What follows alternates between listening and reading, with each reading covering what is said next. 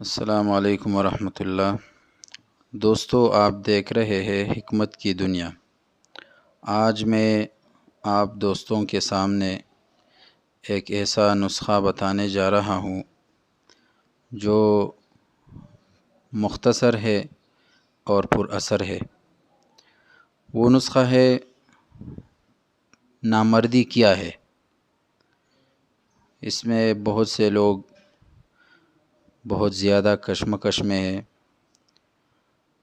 اس کا میں پورا تفصیل بھی بتاؤں گا، اور نامردی سے نکلنے کا علاج بھی میں انشاءاللہ ایک مجرب المجرب نسخہ آپ کے سامنے میں رکھ لوں گا۔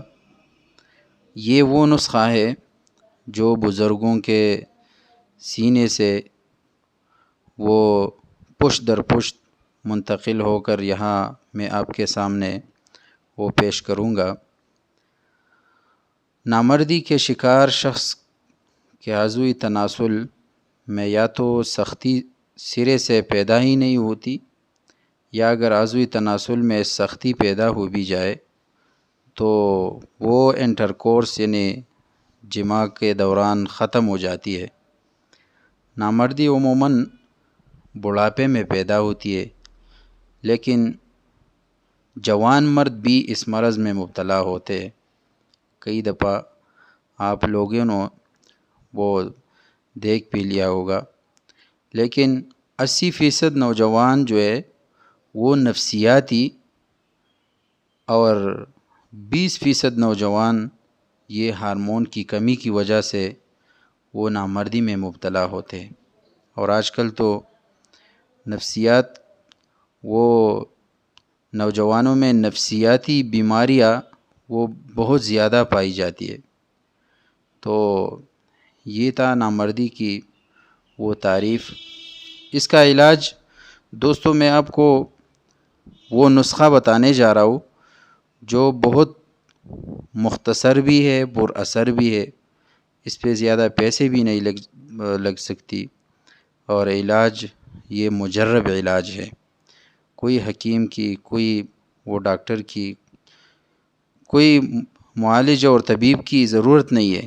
آپ گھر پر ہی یہ نسخہ تیار کر لے اور استعمال کرے۔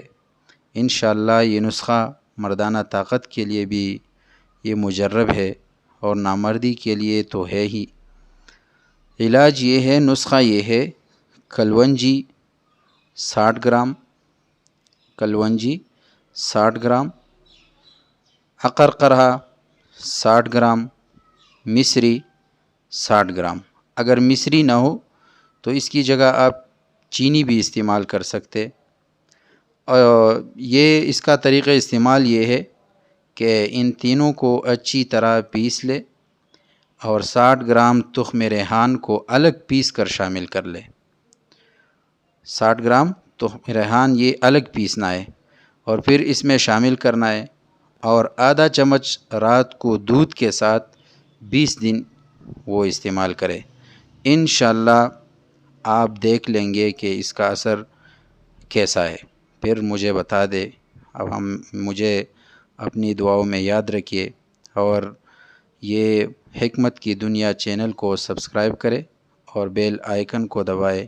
انشاءاللہ میں وقتاً فوقتاً آپ لوگوں کے لیے اچھے نسخے وہ بتاؤں گا، اور آپ کے جتنے بھی امراض ہے، جتنے بھی آپ معلومات چاہتے ہیں، تو وہ کمنٹس میں آپ لکھ لیں۔ انشاءاللہ اس پہ میں وہ کام کروں گا، میں ویڈیو بناؤں گا آپ لوگوں کے لیے۔ ہمیں اپنی دعاؤں میں یاد رکھیے۔ السلام علیکم ورحمۃ اللہ وبرکاتہ۔